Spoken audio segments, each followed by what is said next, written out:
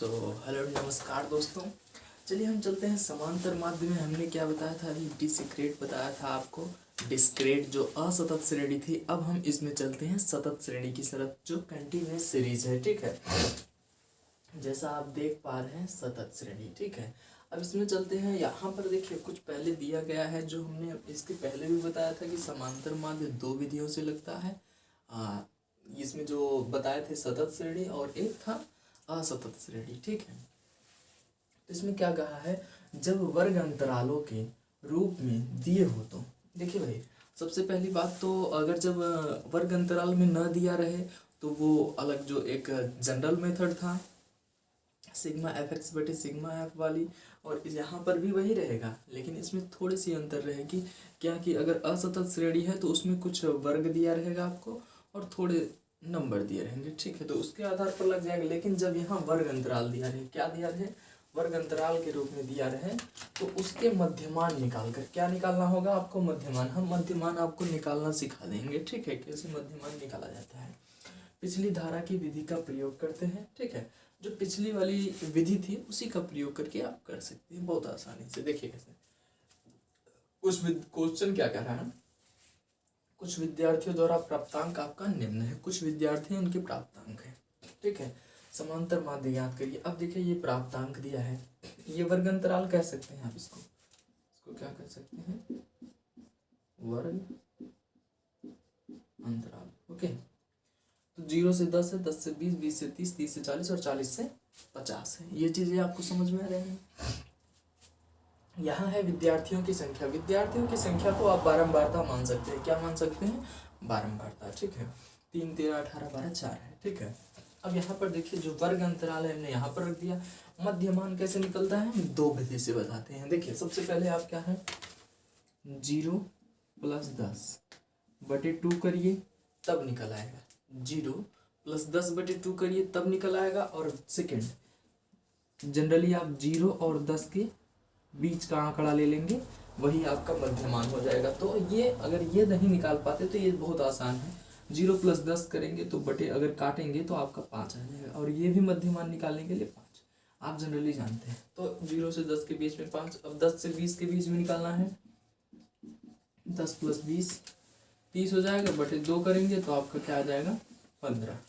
क्या आ जाएगा भाई? 15। लेकिन अगर आपको ऐसे नहीं निकाल पाते तो 10 और 20 के बीच का देखेंगे तो 10 और 20 के बीच का क्या हो जाएगा आपका? 15। तो वैसे भी निकल जाएगा। तो मध्यमान हमको लगता है निकालना आ गया, तो हमने यहाँ से निकाल दिया 5, 15, 20 और 30 के बीच में 25, 30, 40 के बीच में 35 और 40 और 50 के बीच में 45। ठीक है, ये आपको समझ में आ गया। अच्छा, यहाँ पर अब हम बारंबारता देख लेते हैं। बारंबारता हमने यही लिया है। ठीक है, अब इन सबको आप ऐड कर दीजिए। 8, 2, 10, 6। ठीक है, यहाँ पर देखें 8, 2, 10, 6, 16, 4, 20 के 0 हाथ में लगे 2, 3, 2, 5, यानी इनको सबको ऐड करने पर हमारा 50 आ रहा है। ठीक है, अब हमको क्या देखना है? गुणनफल। क्या देखना है? गुणनफल। ठीक है, तो गुणनफल आप कैसे देखेंगे? ये तो आप चीजें समझ गए होंगे। जब ये चीजें समझ गए हम इसको क्या करते हैं? इरेज कर देते हैं। ठीक, आप सबसे पहले एफ एक्स दिया है, एफ × एक्स गुणनफल निकालने के लिए तो 5, 13, 15 करेंगे तो फर्स्ट का 15 आ जाएगा आपका। अब 15 का गुणा 13 में करेंगे तो कितना आएगा? 15 × 13 कर ली, 5, 3, 15, 3 × 15, 3 × 3 = 4, 45। उसके बाद 15 का 15, 5, 4, 9, 195 आपका आ जाएगा। ठीक है, 195 आ गया। अब 25 × 18 कर लीजिए। 25 × 18, 8, 5, 40, 8, 2, 16, 4, 20। ठीक है, फिर वही 25 का गुणा 25 में करेंगे तो 0, 5, तो 450 आ जाएगा आपका। ठीक है, यहाँ पर क्या आ जाएगा? 450। ओके, 35 × 12 करेंगे। 5, 2, 10 के 0, 3, 2, 6, 1, 7, 35, 0, 7, 5, 12 के 2, 420 आ जाएगा। ठीक है, 420। 45 × 4 कर लीजिए, 45 × 4 है ना, 5 चौक 20, 4 चौक 16, 2 18 180 आ जाएगा इसका। ठीक है, ये चीज़ आपको समझ में आ गए। अब इसमें कुछ नहीं करना है, आपको सिंपल क्या करना है, ऐड करना है। इन सबको आप क्या काम करेंगे भाई, ये टोटल जितनी संख्याएं दी गई हैं एफ एक्स में, टोटल निकाल कर सिग्मा एफ एक्स लगा सकते हैं। जब सिग्मा एफ एक्स लग जाए तो समझ लीजिए कि जो भी संख्याएं हैं उनका योग, योग मतलब जोड़, जोड़ मतलब एडिशन, ये चीज़ समझ गए होंगे। तो आप जोड़िए इनको। सबसे पहले 3 अंक हम जोड़ लेते हैं, 195, 450, 420, 180 और यहाँ पर 15 लिख सकते हैं। तो 5 5 10 के 0 हो गए, फिर 8 2 10, 5 15 और 10 25 1 26 के 2, 5 5 10 2 1260 आ गए आपके। कितने आ गए भाई, 1260। अब कुछ नहीं करना है, ये आपका क्या निकल गया, समांतर माध्य का। इसमें फार्मूला क्या है, देखिए सतत श्रेणी का 2 ही नियम आपको ख्याल करना है। सतत श्रेणी हमको वहाँ यूज करना है जहाँ पर वर्ग अंतराल हो, वहाँ पर मध्यमान निकालना है। मध्यमान निकल कर क्या निकालना है आपको, गुणनफल। गुणनफल निकाल लेंगे तो सिग्मा एफ एक्स बटे सिग्मा एक्स, ठीक है, यही आ गया, या सिग्मा एफ है। ठीक है, आपको कुछ नहीं, सिग्मा एफ एक्स आपका कितना आ गया, यहाँ पर आप लिख सकते हैं 1260। ओके, तो 1260 बटे क्या आ जाएगा आपका, सिग्मा एफ आपका कितना है, सिग्मा एफ रहेगा, ठीक है, एक्स ना रहकर, तो ये आपका हो जाएगा 50। ठीक है, हम 0 से 0 को कैंसिल आउट कर देते हैं। 5 दूनी के 10 कर दिए, बचा आपका 2 6, तो 5 25 25। ठीक है, करके देखिए, हाँ वही लगभग आएगा। 1260 भागे अगर आप 50 5 करिए, 0 काट देते हैं डायरेक्ट। ठीक है, 1260 में तो 5 दूनी के 10 हो गया भाई, 2 बचा, 5 25 हो गया, 1 बचा, 10 मोलो, 0 ना लग के यहाँ पर 0, 5 दूनी के 10, तो आपका कितना आ जाएगा, 25.2 आपके क्या आ जाएंगे आंसर। ठीक है, क्या आ जाएगा, 25.2 आपका आंसर हो जाएगा। आई होप ये समांतर माध्य आपको समझ में आया होगा। अब हम अगले स्टेप में चलते हैं, आप तब तक बने रहिए। ठीक है, तो देखिए अब मैं आपको बताने जा रहा हूँ क्या, लघु विधि। अभी तक हमने क्या बताया था, जो साधारण विधि था, साधारण विधि में समांतर माध्य निकालने के साधारण विधि में 2 विधियाँ प्राइमरी बताई थी। एक तो आपको हमने बताया क्या था, ये जो था एक साधारण विधि था और एक लघु विधि था। हमने साधारण विधि में 2 विधियाँ डिस्कस की, उसमें एक था डिस्क्रेट था और एक था कंटिन्यूअस। डिस्क्रेट को हम असतत श्रेणी कहते हैं और कंटिन्यूअस को सतत श्रेणी कहते हैं। तो आपको बहुत आसानी से ये चीज़ समझ में आ जाएगी। चलिए हम चलते हैं शॉर्टकट मेथड की तरफ। शॉर्टकट मेथड जितना देखने में है उतना वाकई में लगाने में, बस दिमाग को ज़्यादा बढ़ाइए मत, आप इसमें दिमाग लगाइए, आपको तुरंत आएगा। ठीक है, तो सबसे पहले हम इसको जान लेते हैं, ये है क्या। समांतर माध्य निकालने की लघु विधि जो है, इसमें कहा क्या है, देखिए इस विधि से किसी भी पद को अथवा अन्य किसी संख्या को माध्य मान लेते हैं। क्या मान लेते हैं, माध्य मान लेते हैं। ठीक है, जिसे कल्पित माध्य कहते हैं, उसको हम क्या कहेंगे, कल्पित माध्य। देखिए इसमें एक को मानना रहेगा, वो भी कैसे मान रहेगा, इसमें टोटल डिस्कस किया गया है। इसे प्रायः वह पद लेते हैं जिसकी बारंबारता सबसे अधिक हो। इसमें बारंबारता है, जिसमें सबसे अधिक हो उसी को हम क्या मानेंगे, मध्य मानेंगे। तो ये चीज़ जान लीजिए, और अंतरालों के मध्य में हो, और क्या है, ऊपर के अंतराल और नीचे के अंतरालों के मध्य में हो, ये चीज़ ध्यान दीजिए। फिर इस माध्य के प्रत्येक पद का विचलन निकालते हैं। जैसे देखिए ये आपका मध्य निकालते हैं, और वो क्या है, अंतरालों के मध्य में, यानी इसके सटीक भी होना चाहिए, तो है ना, तो जी हाँ। ठीक है, तो क्या क्या निकालते हैं, विचलन अथवा ऋण दोनों ही हो सकते हैं, विचलन अथवा ऋण दोनों भी हो सकते, यानी आपको सिंपल है, विचलन धन अथवा ऋण। धन का मतलब होता है प्लस भी हो सकता है, ऋण का मतलब होता है माइनस भी हो सकता है। ठीक है, ऐसा होगा, कंडीशन ऐसा आएगा, क्योंकि मैं आपको अभी बताता हूँ, पहले इसको पढ़ लीजिए। दोनों हो सकते हैं। फिर इनसे इनकी संगत बारंबारताओं को गुणा करते हैं। फिर इनसे क्या है, इनकी संगत बारंबारताओं को गुणा करते हैं। ठीक है, और इन सब गुणनफलों के बीजीय बारंबारता के योग भाग देकर भागफल को कल्पित माध्य में जोड़ देते हैं, कल्पित माध्य में जोड़ देते हैं, तो ये आपका फार्मूला है, कल्पित माध्य प्लस सिग्मा एफ मल्टीप्लाई, ये आपका विचलन हो जाएगा, विचलन का साइन है ये, और बटे में सिग्मा एफ। ठीक है, तो कुछ इस तरीके से आपका है। चलिए हम बताते हैं, हमने यहाँ पर पुराना वाला ही क्वेश्चन लिया है। इसमें देखिए वर्ग अंतराल ये है, बारंबार आपने जो अभी देखा था। अब यहाँ पर क्या है, 0 से 10 से भाई 10 से 20, 20 से 30, 30 से 40, 40 से 50 है, वही माध्य है। माध्य आपको निकालना बता दिया था कि इन सब के बीच में 0 + 10/2 तो आपका आ जाएगा 5। ऐसे आप सबका निकाल सकते हैं, इसमें बारंबारता है। यहाँ पर ध्यान देने वाली बात क्या है, जिसकी बारंबारता सबसे अधिक हो 18, ठीक है, लेकिन इसको मानना नहीं है, ये ध्यान दीजिए। उसके जो कल्पित माध्य है बस इसके सामने वाली हमको लेना है 25, इसके सामने वाली। ये आप चीज समझ गए तो विचलन निकालना मिस चुटकियों का काम है। ठीक है, अब आप क्या काम करेंगे, इन सब का विचलन निकालेंगे। कैसे निकालेंगे, हमको इससे इसको घटाना है।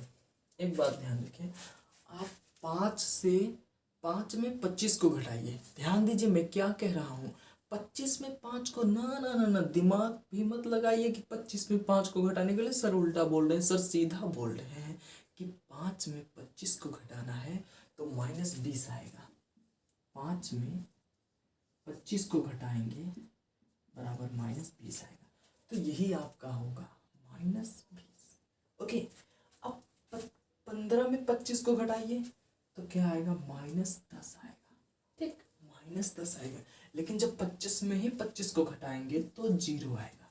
क्या आएगा, जी हाँ 0 आएगा। ठीक है, अब 35 में 25 को घटाएंगे तो +10 आएगा। क्या आएगा, 10 आएगा। ठीक है, लेकिन अगर 25 को 45 में घटाएंगे तो आपका +20 आएगा। ठीक है, हमको लगता है ये चीज़ आपको समझ में आ गई। अब आपका क्या निकल गया, विचलन। अरे भाई विचलन निकल गया तो बस वही चीज़ कहा था कि धन अथवा ऋण दोनों में हो सकते हैं, तो है ना। ये देखिए ऋण में है, ये धन में है, आप लगा सकते हैं यहाँ पर, देखिए प्लस प्लस। अब बताइए, अब कर लेंगे ना आप, तो इसीलिए यह कहा है कि लघु मेथड है, शॉर्टकट मेथड है, तो वाकई में सही बात है।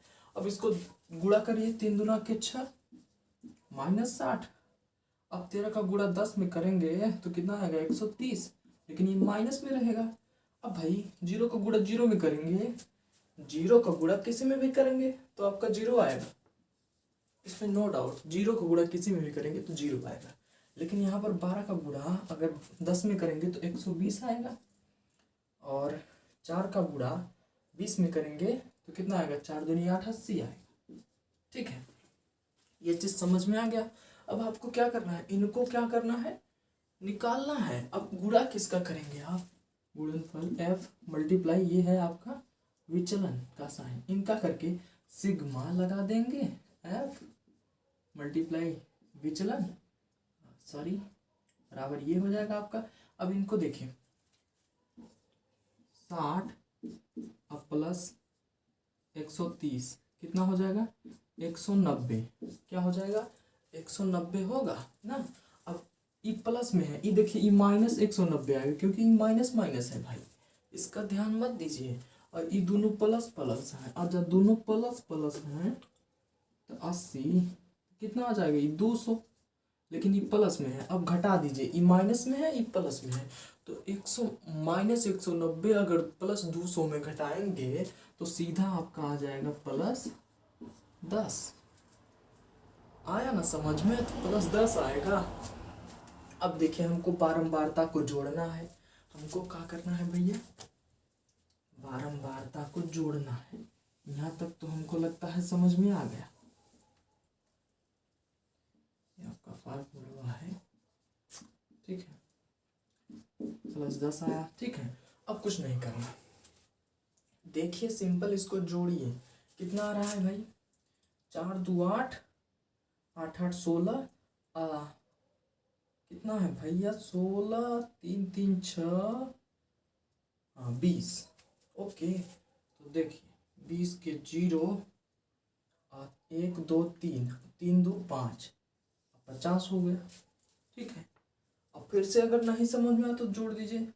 4 2 6, 8 6 14, 14 6 20 के 0, हाथ में लगे 2 और 3 2 5, 50 हो गए। तो सिंपल, ये तो आपका निकल कर आएगा सिग्मा एफ एक्स बटे में 50। लेकिन एक बात ध्यान दीजिए, कल्पित माध्य प्लस कल्पित माध्य आपका क्या था, ये 25, तो 25 प्लस तो करेंगे ना, आ गया आंसर। पूछिए कैसे, 0 0 कैंसिल कर दिया, अब यहाँ दशमलव लगाएंगे और 0 बढ़ाएंगे इसमें, तो 5 दूना के 10, ये भी कट गया, ये भी कट गया। अभी 25 प्लस करेंगे 0.2 तो आ जाएगा 25.2। यह है भैया लघु विधि। ठीक है, तो बने रहिए, हम इसमें कुछ और आपको बताते हैं, इसके गुण क्या होते हैं, हानि क्या होते हैं। तो चलिए, तो देखिए, अब हमने आपको जो कुछ सवाल बताए हैं ना, अब उसमें क्या बताएंगे, आपको उसके गुण बताएंगे, प्रॉपर्टीज। भाई सिंपल है, समांतर माध्य के गुण आप जानिए। एक बात और, यहाँ पर छोटी सी छोटी चीज़ों को ऐसे हवा में नहीं पढ़ाया जाता, बहुत एकदम बारीकी से ले जाए, ये नहीं सवाल बताए बस थ्योरेटिकल कुछ ज्ञान ही नहीं। तो भैया प्रैक्टिकल के साथ साथ थ्योरेटिकल भी हम लोग चलते हैं, तो बताते हैं आपको इसके गुण। इसकी गणना बड़ी सरल और निश्चित है, जैसा आपने देखा है। ऐसा नहीं कि ये कोई फेंक के बताया जा रहा है कि इसकी गणना सरल और निश्चित है, एकदम 100% कंठस्थ है। ठीक है, तो कह रहा है इसकी गणना बड़ी सरल और निश्चित है, तो आपको लगवाया है ना, तो एकदम सही बात है। यह एक साधारण व्यक्ति की समझ में आ जाती है। ये भी 100% श्योर है कि अगर कोई भी व्यक्ति, वो ज़्यादा टिपिकल दिमाग वाला नहीं, एकदम साधारण जेंटलमैन को भी ये समझ में आ जाएगा। ठीक है, इसको प्राप्त करने में प्रत्येक पद उसके परिमाण तथा भार के अनुपात में प्रयोग होता है। इसको प्राप्त करने में प्रत्येक पद का क्या परिमाण और उसके भार के अनुपात में प्राप्त किया जाए, प्रयोग किया जा सकता है। ठीक है, इसका बीजीय प्रतिपादन संभव है। इसका क्या, इसका बीजीय प्रतिपादन जो है वो संभव है, संभव नहीं संभव है। ठीक है, अब देखिए, इसे निर्णय करने में आंकड़ों की व्यवस्था करने अथवा उन्हें क्रमबद्ध करने की आवश्यकता नहीं होती। इसको देखिए, इसको अगर आपको निर्णय करना है तो उसको कोई क्रमबद्ध करने की जरूरत नहीं है। ठीक है, अब देखिए, कुछ परिस्थितियों में व्यक्तिगत पदों के मानों के बिना भी यह निकाला जा सकता है। कुछ परिस्थितियों में यह व्यक्तिगत पदों के मानों के बिना ही निकाला जा सकता है। जैसे कोई मान आपका 365 है, उसका कोई एक अंक दे दिया 25, मध्यमान जो दिया, तो आप निकाल सकते हैं उसको बहुत आसानी से। ठीक है, और देखिए यहाँ पर क्या है, समांतर माध्य से विचलनों का बीजीय योग शून्य होता है। समांतर माध्य में विचलन क्या कह रहा है, विचलन का बीजीय योग वो क्या होता है, शून्य होता है। ठीक है, ये इसके क्या है, गुण है। अच्छा एक बात और, अगर आप हमारा ऐसे लेक्चर सुन रहे हैं तो कोई काम नहीं आएगा, कॉपी पेन लीजिए, तड़ाक दे लिखिए, बहुत अच्छे तरीके से समझ में आएगा। ठीक है, यदि समांतर माध्य को पदों की संख्या से गुणा किया जाए, क्या कह रहा है, यदि समांतर माध्य को, जो हमने ये बताया है समांतर माध्य ना, इसके पदों को क्या कह रहा है, पदों की संख्या से गुणा की जाए तो पदों का योग प्राप्त होता है।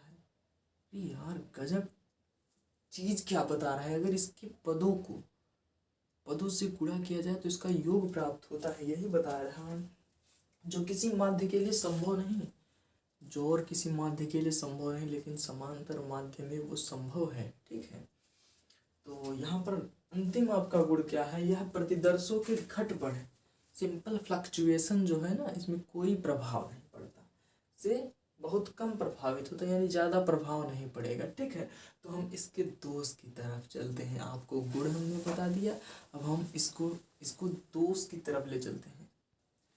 तो चलिए दोस्तों, समांतर माध्य के हमने आपको गुण बताए थे, अब समांतर माध्य के दोष बताएंगे। तो आप समझ रहे हैं ना, समांतर माध्य के दोष भी जान लीजिए। क्या है भाई, इसका मान केवल निरीक्षण द्वारा नहीं किया जा सकता। एक दोष आ गया कि नहीं, निरीक्षण द्वारा भाई इसका मान नहीं ज्ञात किया जा सकता। ठीक है, यदि किसी एक पद का मान न दिया हो तो निकाला नहीं जा सकता। भाई किसी अगर एक पद का मान हटा दिया जाए ना तो आप समांतर माध्य ज्ञात नहीं कर सकते।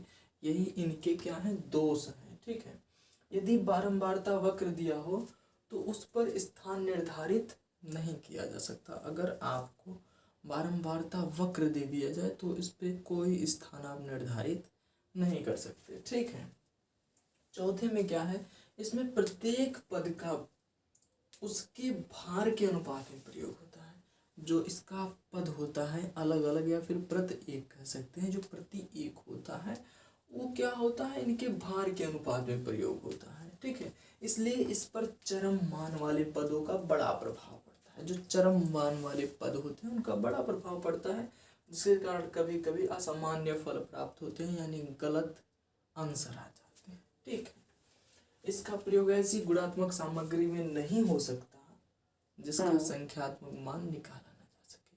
सिंपल कह रहा है, इसका प्रयोग ऐसी गुणात्मक सामग्री में नहीं हो सकता जिसका संख्यात्मक मान ना निकाला जा सके। तो ये वीडियो कैसा लगा ये बताएं, लाइक करें, शेयर करें, कमेंट करें और दूसरों को भी बताएं। ठीक है, ताकि आपके नॉलेज के साथ साथ दूसरों को भी बढ़े। होता क्या है ना कि जब आप दूसरे को शेयर करते हैं तो खुद का नॉलेज तो बढ़ता है और दूसरों का भी बढ़ता है। Thank you.